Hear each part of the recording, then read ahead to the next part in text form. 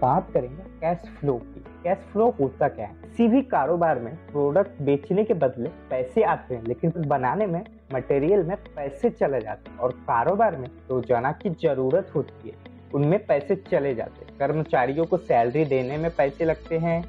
इसी तरह जरूरतों को जिस रकम से पूरा किया जाता है उसे कैश फ्लो कहा जाता है। सर, इस बोलचाल की भाषा में बोलते रहते हैं कि यार पैसा तो आता है लेकिन हाथ में टिकता नहीं, इधर से आता है उधर चला जाता है। इस सबको कैश फ्लो की कैटेगरी में रखा जाता है। आइए कैश फ्लो के बारे में विस्तार में समझते हैं। कैश फ्लो एक फाइनेंशियल टर्म है। यह मूल रूप से एक स्टेटमेंट होता है। इसमें स्टेटमेंट में कारोबार, कंपनी या संस्था के पैसे कहाँ से आ रहा है और कहाँ पैसे जा रहा है, पैसा कितना आ रहा है, पैसा कितना जा रहा है, इन सब बातों का आसान तरीके से दर्शाया जाता है। बिजनेस में कैश फ्लो एक निश्चित समय पर आने वाली रकम, बाहर जाने वाली रकम की क्रिया कैश मूवमेंट या कैश फ्लो कहलाती है। बिजनेस में आने और जाने वाले पैसे दो तरीके के होते हैं, incoming cash, outgoing cash. Incoming cash business में सभी सोर्स से आने वाले पैसे इनकमिंग कैश कहलाते हैं।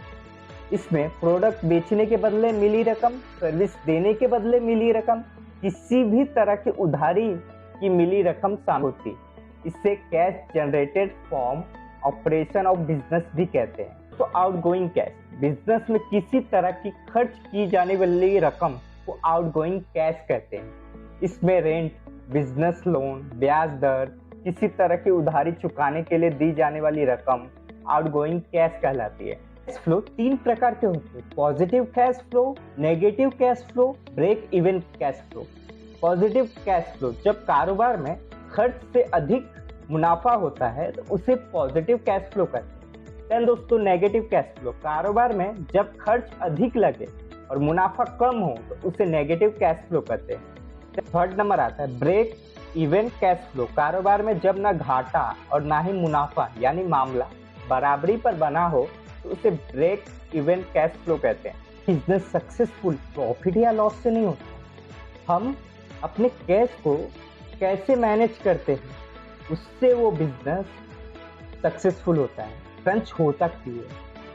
कभी कभी हमारे जो क्लाइंट रहते हैं, डेटर्स, वो अपने जो हम क्रेडिट पीरियड देते हैं वो टाइम पे हमें पेमेंट नहीं करते। हमारा जीएसटी का लायबिलिटी क्रिएट हो जाता है और वो लायबिलिटी हमें पे करने पड़ते हैं, क्योंकि वो क्लाइंट पैसे दे या नहीं, बट हमने इनवॉइस जनरेट कर दिया तो हमें जीएसटी पे लायबिलिटी तो भरना पड़ेगा। अगर हम जीएसटी का लायबिलिटी नहीं भरते हैं तो हमें इंटरेस्ट और लेट फीस अलग से आ जाते हैं।